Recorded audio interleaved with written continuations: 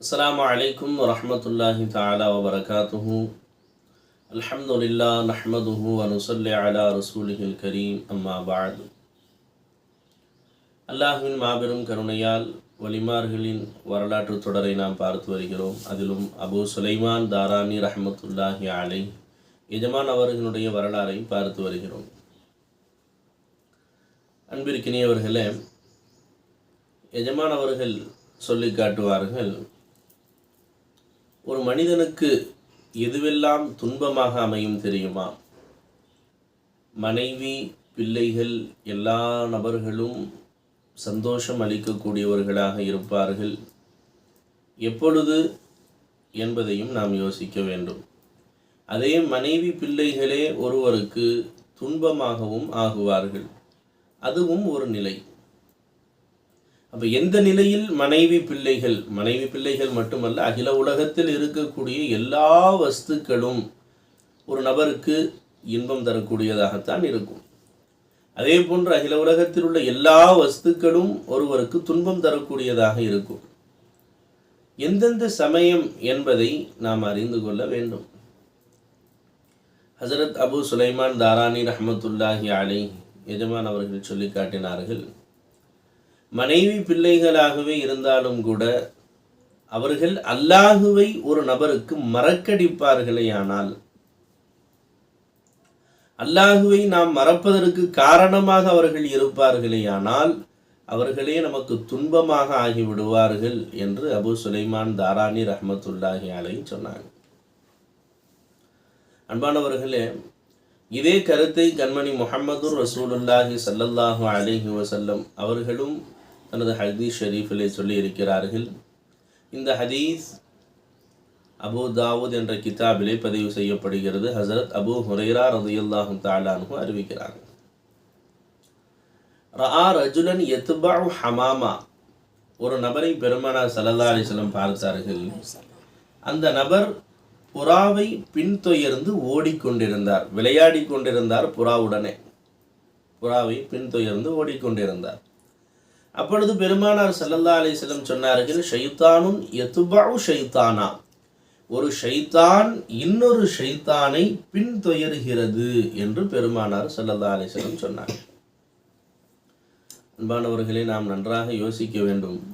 கண்ணியத்திற்குரிய என்னுடைய ஷேக் நாயகம் இந்த ஹதீஸிற்கு விளக்கம் சொல்லும் பொழுது சொல்லி காட்டினார்கள், ஷைத்தான் என்று சொன்னாலேமாம், ஷைத்தான் என்பதனுடைய முஷ்தக் ஷதன என்பதிலிருந்து தான் ஷைத்தான் என்பதாக சொன்னாங்க. ஷதன என்று சொன்னால் பஅுத, தூரமானான் என்று பொருள். அப்போ ஷைத்தான் என்று சொன்னால் அல்லாஹினுடைய அருளை விட்டும் தூரமானவனுக்கு ஷைத்தான் என்று சொல்லப்படும். அப்போ அன்பானவர்களே, ஷைத்தானுடைய வேலை என்ன? அல்லாஹுவை மறக்கடிப்பது. அல்லாஹுவை மறக்கடிப்பது தான் ஷைத்தானுடைய வேலை. அப்போ அந்த புறா எவ்வாறு ஷைத்தானாக மாறியது? இந்த அடியானை ஹக்கை விட்டும் பாராமுகமாக ஆக்கியதல்லவா? எனவே அந்த புறாவும் ஷைத்தானாக மாறிவிட்டது. இவன் அல்லாஹுவை விட்டும் மறந்தவனாக, அல்லாஹை விட்டும் பாராமுகமாக இவன் ஆனதின் காரணமாக அல்லாஹினுடைய திருப்தியை அடைய வேண்டும் என்ற செயலில் அல்லாஹுடைய விஷயத்திலே அவனை ஈடுபடுத்தாமல் அவனை அல்லாஹை மறக்கடிக்கும் விஷயத்திலே ஈடுபடுத்தியதனால் அந்த புறாவும் இவன் ஈடுபட்டதற்காக வேண்டி இந்த நபரும் ஷைத்தான் என்பதாக பெருமானார் ஸல்லல்லாஹு அலைஹி வஸல்லம் சொன்னாங்க. அப்போ அன்பானவர்களே, இதற்கு நேர் எதிர்மறையாக நாம் பார்ப்போமேயானால், எந்த வஸ்துவெல்லாம் நமக்கு அல்லாஹுவை மறக்கடிக்கிறதோ அனைத்தும் ஷைத்தான். ஷைத்தான் என்றால் மல்ஊன், அல்லாஹினுடைய சாபத்திற்குரியவைகள். இதே வார்த்தையை பெருமானார் ஸல்லல்லாஹு அலைஹி வஸல்லம் இன்னொரு ஹதீஸிலேயும் சொல்லி காட்டினார்கள். இந்த ஹதீஸ் திர்மிதி ஷரீஃபிலே பதிவு செய்யப்படுகிறது. ஹஸரத் அபூ ஹுரைரா ரலியல்லாஹு அன்ஹு அறிவிக்கிறார்கள், அலா, நன்றாக அறிந்து கொள்ளுங்கள், இன்ன துன்யா மல்ஊனத்துன், நிச்சயமாக இந்த உலகம் இருக்கிறது, துனியா இருக்கிறது, மல்ஊன், சாபத்திற்குரியது என்பதாக சொன்னாங்க. ஏன் தெரியுமா? துனியா என்று சொன்னாலே எதற்கு சொல்லப்படும்? அன்பானவர்களே, எதுவெல்லாம் அல்லாஹுவை மறக்கடிக்குமோ அனைத்திற்கும் ஒரு பெயர் சொன்னால் துனியா. அப்போ இந்த துனியா அல்லாஹுவை மறக்கடிப்பதின் காரணமாக இந்த துனியாவும் மல்ஊன், சாபத்திற்குரியதாக ஆகிவிடுகிறது. மறந்த அடியானும் அல்லாஹ்வினுடைய சாபத்திற்குரியவனாக ஆகிவிடுகிறான், அல்லாஹை விட்டும் தூரமாகி விடுகிறான், அல்லாஹ்வினுடைய அருளை விட்டும் தூரமாகி விடுகிறான். மல்ஊனுன் மா ஃபீஹா, துனியா மட்டுமல்ல அதில் உள்ள எல்லா வஸ்துக்களுமே மல்ஊன், அல்லாஹ்வினுடைய அருளை விட்டும் தூரமானது என்று பெருமானார் ஸல்லல்லாஹு அலைஹி வஸல்லம் சொன்னாங்க. பெருமானார் ஸல்லல்லாஹு அலைஹி வஸல்லம் அவர்கள் இஸ்தித்னா செஞ்சார்கள், விதிவிலக்காக ஆக்கினார்கள். இல்லா திக்ருல்லாஹ், அல்லாஹ்வினுடைய திக்ரை தவிர. அல்லாஹ்வினுடைய திக்ர் ரஹ்மத், அல்லாஹ்வினுடைய அருளாக இருக்கிறது, அல்லாஹ்வினுடைய அன்பை பெற்றுத்தரக்கூடியதாக இருக்கிறது. திக்ர் மட்டுமல்ல, வமா வாலாகும், அந்த திக்ருக்கு துணை புரியக்கூடியவைகளும் அல்லாஹ்வினுடைய ரஹ்மத்திற்கு பாத்திரமானவையாக ஆகிவிடுகின்றன.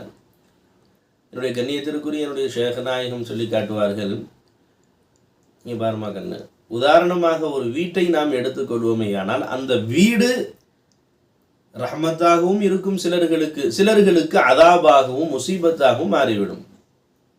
எப்பொழுது அந்த அடியானுக்கு ரஹ்மத்தாக, எப்பொழுது முசீபத்தாக மாறும்?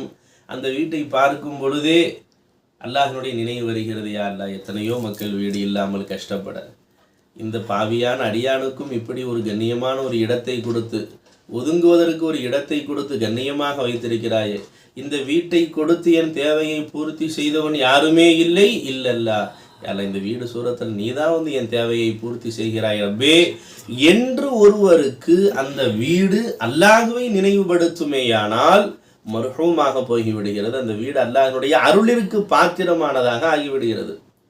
அதே வீடு அல்லாஹ்வை மறக்கடிக்குமேயானால் அது மல்ஊனாக ஆகிவிடும், சாபத்திற்குரியதாக, அல்லாஹ்வினுடைய அருளை விட்டும் தூரமானதாக ஆகிவிடும். அதே போன்றுதான் மனைவி பிள்ளைகளும்.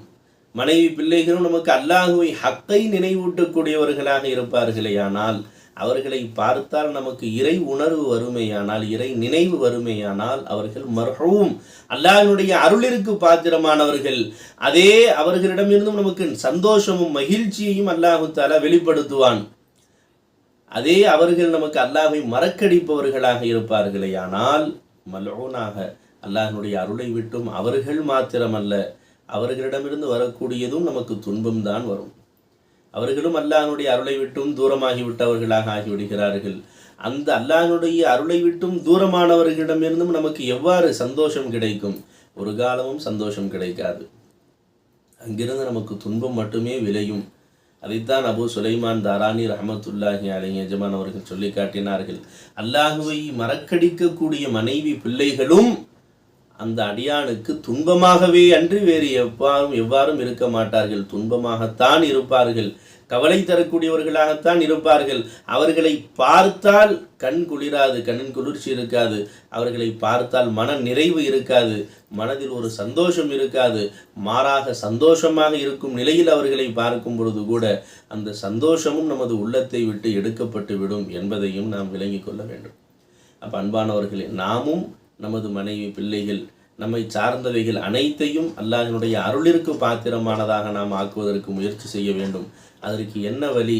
எதை பார்த்தாலும் அல்லாஹ்வினுடைய நினைவோடு பார்க்க வேண்டும். வீட்டை பார்க்கிறோமே, அல்ல இந்த வீடு கொடுத்தவன் நீதான் ரப்பே. மனைவியை பார்க்கிறோம், என் மனைவியின் தோற்றத்தில் வந்து என் தேவைகளை பூர்த்தி செய்தவன் யாரும் இல்லை, இல்லல்லா யாழ்லா என் பிள்ளைகளுடைய தோற்றத்தில் வந்து நீதான் என் தேவைகளை பூர்த்தி செய்கிறாய், என்னுடைய வாகனத்தின் தோற்றத்திலிருந்து நீதான் என் தேவைகளை பூர்த்தி செய்கிறாய், இந்த உணவின் மூலமாக நீதான் என் தேவைகளை பூர்த்தி செய்கிறாய், இந்த ஆடையில் இருந்து என் தேவைகளை நீதான் பூர்த்தி செய்கிறாய், இந்த லைட்டிலிருந்து நீதான் என் தேவைகளை பூர்த்தி செய்கிறாய். வகிஸ் அலா ஹாதா, இவ்வாறே நாம் கண்களில் காணக்கூடிய எல்லா வஸ்துக்களிலேயும் ஹக்கையே சேர்த்து பார்ப்போமேயானால் அல்லாஹினுடைய அருளிற்கு பாத்திரமானவர்களாக நாம் ஆகிவிடலாம். அல்லாஹ் ஜல்ல ஷானுஹு தஆலா அவனுடைய அருளிற்கு பாத்திரமானவர்களாக நம் அனைவர்களையும் ஆக்கி அருள் புரிவானாக. எதை பார்த்தாலும் அதில் அவனையே பார்த்து ரசிக்கக்கூடிய ஒரு பெரும் பாக்கியத்தை, பேரின்பத்தை அல்லாஹு தஆலா நமது தகுதியற்ற இந்த கண்களுக்கு அல்லாஹு தஆலா தந்தருள் புரிவானாக. நாம் எவ்வாறு வாழ்ந்தால் அல்லாஹ் சந்தோஷப்படுவான் அந்த முறைப்படி வாழ அல்லாஹ் அருள் புரிவானாக. இந்த தகுதியற்ற கண்ணிலையும் ஹக்கை பார்க்கக்கூடிய அந்த ஒரு பாக்கியத்தை நமக்கு வழங்கிய ஷேகுமார்களுடைய அந்தஸ்தை எல்லாம் மென்மேலும் உயர்த்தி அருள் புரிவானாக. அவர்களுடைய உண்மை காதலர்களாக இம்மையிலும் வறுமையிலும் சுவனத்திலும் இருப்பதற்கு அல்லாஹ் அருள் பாக்கியம் தருவானாக. ஆமீன். வாஹிரு தஅவானா அல்ஹம்துலில்லாஹி ரப்பில் ஆலமீன். அஸ்ஸலாமு அலைக்கும் வரஹ்மத்துல்லாஹி வபரகாத்துஹு.